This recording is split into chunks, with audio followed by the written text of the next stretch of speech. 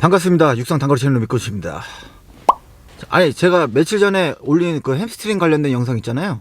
조회수가 좀 잘 나오더라고.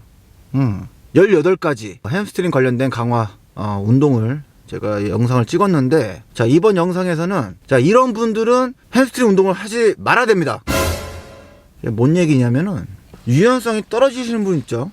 그 햄스트링이 이거를 이제 슬근이라고 하는데, 자, 대퇴 이두근. 자, 이 근육이 너무 단축이 돼 있거나 뻣뻣하다고 생각하시는 분들 있잖아요. 자, 그런 분들은 햄스트링을 강화시켜야지만 달리기를 잘하는데 도움이 된다, 이렇게 생각해서 이런 관련된 근력 운동이나 스트레칭을 열심히 할 텐데, 오히려 그렇게 열심히 하다가 그냥 잘못되는 겁니다. 그냥 햄스트링이 약간 이렇게 단축이 돼 있어가지고 뻣뻣하신 분들은 대부분 저 엉덩이 근육이 약할 확률이 높습니다. 그 엉덩이가 약하거나 아니면 허리를 잡아주는, 예를 들어서 뭐 요방형근, 엉덩이 같은 경우는 이제 대둔근, 중둔근, 소둔근, 뭐 심지어 뭐 이상근까지 뭐 포함한다고 치면은, 그런 관련된 부위들이 기능적으로 제 역할을 못할 때 이 보상 심리로 그거를 대신해서 햄스트링이나 각종 다른 근육들이 좀 많이 쓰일 수가 있어요. 그렇게 많이 쓰이게 되면은 스트레스가 많이 가해지겠죠. 일반 사람들은 햄스트링이 당기는 증상, 요게 운동을 과도하게 해가지고 오는 증상이라기보다는 병리적인, 그러니까 이제 병적인 증상 때문에 햄스트링이 약간 단축이 되거나 저리는 증상이 올 수가 있습니다. 뭐 대표적으로는 허리 디스크죠. 그래서 이제 허리 디스크가 있으신 분들은 이제 보편적으로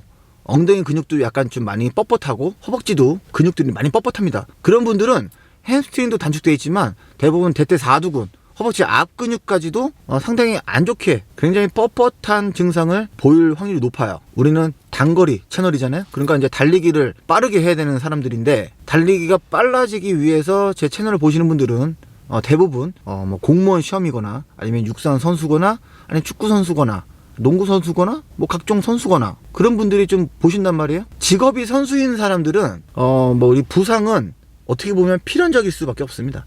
아무리 내가 관리를 잘 하고 그래도 결국에는 언젠가는 부상이 와요. 그래서 그 부상을 방지하기 위해서라도 틈틈이 꾸준히 스트레칭, 그리고 주변 근육들을 단련해주는 운동을 좀 많이 해줘야 되는데, 뭐 학교에서 운동부 훈련을 하다 보면은 그런 운동을 잘 안 하게 되죠. 왜냐면은 지금 당장 달리기에 관련된 운동은 빨리 해야 되고, 웨이트 트레이닝을 해도 나만 개별적으로 하는 게 아니라 모두가 같이, 지금 레그컬 하면 레그컬을 해야 되고, 데드리프트 하면 데드리프트 해야 되고, 이렇게 약간 좀 매뉴얼적으로 운동을 하게 되기 때문에 유연성이 좋은 친구들은 뭐 문제가 안 되겠지만, 유연성이 좀 약간 안 좋은 사람, 유연성이 좀 잘못된 친구들은 이런 운동을 했을 때 오히려 부상의 위험도가 높아질 수밖에 없습니다. 안 좋은 상황에서 훈련량은 굉장히 고강도일 거란 말이죠. 그렇게 되다가는 뭐 그냥 가는 거지 뭐. 어디? 병원으로. 본인이 몇 가지 테스트를 좀 해보면 되는데, 단순하게 뭐 스트레칭 해봤을 때 손이 아래로 쭉 내려갔을 때 무릎 아래로 잘 안 내려간다. 더 내려가기 위해서 어떻게 하냐? 무릎을 살짝 구부려요. 무릎을 살짝 구부려서 쭉 내려가. 근데 이런 식으로 스트레칭 해봤자 허리에만 좀 부담이 가고, 그리고 별 도움이 안 됩니다. 다른 부위가 스트레스가 가해지는 증상이에요. 그러니까 허벅지가 단축되어 있는 친구들은 정자세로 해가지고 스트레칭 하되 내가 갈 수 있는 만큼만 가서 그거를 조금씩 늘려가도록 노력을 하시면 됩니다. 햄스트링이 또 단축이 되어 있는 친구들은 스트레칭 할 때 다리를 모아가지고 나비 자세로 해가지고 스트레칭을 하잖아요.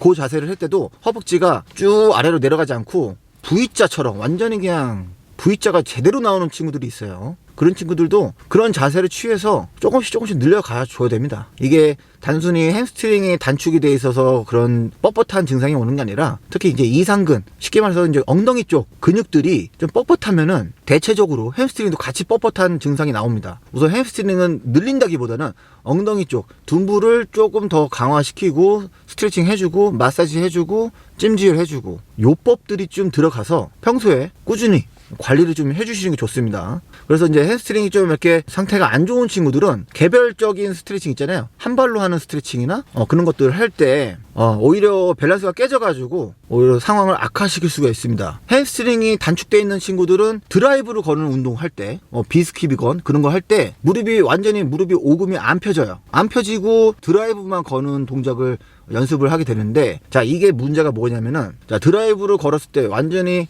피크 쫙 폈을 때의 동작이 계속 훈련이 안 돼 있는 상태에서 100% 달리기를 하게 될 시에는 내가 갈 수 있는 가동 범위를 넘어서는 동작을 취하게 됩니다. 가동 범위를 넘어가는 동작을 취하게 될 때 내가 평소에 그 각도에 대해서 훈련을 하거나 계속 꾸준하게 스트레칭을 안 해주었는데 내가 할 수 있는 각도 범위를 벗어나는 행동을 자꾸 하게 되면은 과부하가 걸리겠죠. 자, 과부하가 걸리면 결국에는 근육이 찢어집니다. 자, 찢어진 상태에서 회복을 해야 되는데 그럼 휴식을 해야 되겠죠. 근데 선수들은 휴식할 시간이 없죠. 그 다음날 아침에 또 일어나서 또 운동해야 되고 계속 반복적인 고강도 훈련을 하다 보면은 결국에는 그냥 병원 가는 거야. 그냥 최소 3개월 쉬어야 돼. 우리가 다치기 전에 꼭 그래서 스트레칭, 마사지, 그 찜질 그런 거를 훈련하는 시간에 꼭 한다기보다는 그 외적인 시간에 본인 스스로가 좀 투자를 해서 시간을 투자를 해서 좀 해주실 필요가 있습니다. 스트레칭을 좀 많이 하시긴 해야 되는데 이미 찢어져 있고 약간 좀 뻐근한 상태에서 만약에 스트레칭을 또 과도하게 해버리면은 찢어진 상태에서 더 찢어버리는 거야? 그럼 끊기는 거지. 그래서 우리가 이제 육상 트레이닝 할 때 보조 운동 같은 거 하잖아요. 보조 운동 같은 거 할 때 강도를 좀 약하게 하더라도 내가 할 수 있는 범위에서의 동작을 늘려간다는 느낌으로 연습을 좀 해주실 필요가 있습니다. 그러니까 단순하게 지금 너무 뻣뻣해가지고 매뉴얼적으로 이 운동은 반드시 워밍업 때 해야 되니까 그냥 대충 하는 친구들이 있단 말이에요. 근데 그렇게 하면은 이게 발전할 수가 없습니다. 내가 지금 뭐가 문제인지 원인을 알고 있다면은 그 원인에 대해서 신경을 써서 보완을 해 주실 필요가 있어요. 다치면 그냥 끝나는 거라니까. 그래서 이 햄스트링 다치는 분들이 대부분 누구냐? 그러니까 일단 육상 하는 친구들 갑자기 순간적으로 빠르게 뛰거나 그리고 축구 막 뛰다가 갑자기 방향 전환 팍 하고 갑자기 브레이크 딱 걸고 축구 선수, 농구도 마찬가지야. 농구도 뛰다가 갑자기 브레이크 걸어가지고 슛 쏘고 막 뛰는 게 빠르게 뛰고 브레이크 걸었다가 이렇게 반복적인 훈련을 하는 종목이랑 그리고 이제 공무원 시험에서는 이제 산항 달리기 들고 이제 달리기 전에 막 달리다 브레이크 걸잖아요. 그렇게 브레이크 걸 때 햄스트링 부상이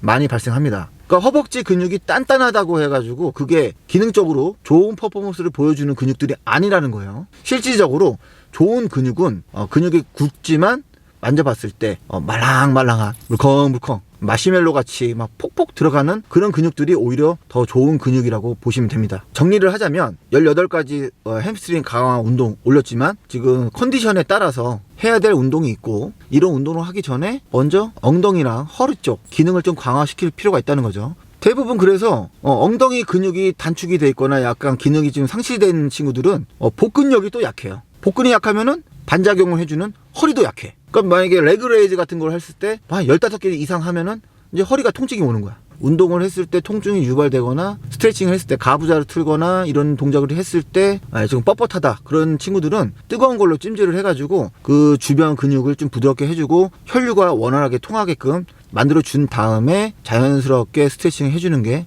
도움이 될 거니까 그 점 참고해 주시고요. 이게 스트레칭이 하루아침에 바로 막 했다고 해서 바로 좋아지는 게 아니기 때문에 좀 지루할 수가 있습니다. 좀 시간을 좀 많이 투자를 해야 되고 좀 뻣뻣해가지고 잘 안 되는 친구들은 그런 단순한 스트레칭 그런 것도 뭐 과도하게 하지 마시고 천천히 조금씩 늘려간다는 느낌으로 해가지고 강화도 시켜주고 유연성 확보해 주시고 근육이 항상 물컹물컹하게 말랑말랑해지게 마사지 같은 걸 좀 많이 하셔가지고 근육의 컨디션을 잘 보존하시길 바랍니다. 근육이 잘 재생하고 다시 이렇게 재 기능을 하려면은 휴식도 굉장히 중요하고 먹는 것도 굉장히 중요합니다. 그리고 물 잘 드셔야 돼요. 우리 근육에는 피가 들어가죠.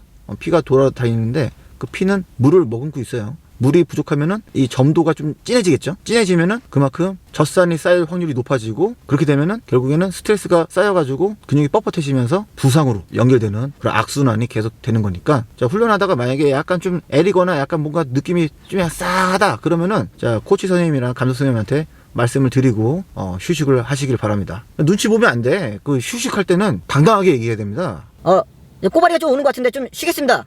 아니 그러면 이제 그 코치 선생님들이 그래 그 좀 쉬어 이러지 뭐 웃기지 마. 야, 이게 확 그냥 빨리 뛰어. 야, 뛰어! 이러지는 않는다고. 대신 이제 속으로 저 새끼 저거 또 쉬네 저거 아주 그냥. 응? 속으로 이렇게 생각을 하겠지. 너무 이렇게 선수들 눈치 주지 마시고 쉬는 것도 하나의 훈련이니까 선수 관리 잘 해주시고요. 선수들은 그리고 시험을 준비하시는 분들은 근육을 항상 소중한 자산이라고 생각하시고 고귀하게 근육들을 잘 체크해서 관리하시기 바랍니다. 자 오늘 영상 여기까지. 자 부산에 계신 분들 단거리 스피드를 위한 극약 처방을 모두가 공유했으면 좋겠습니다. 그럼 다음에 뵙겠습니다. 이상 미코치였습니다. 촤!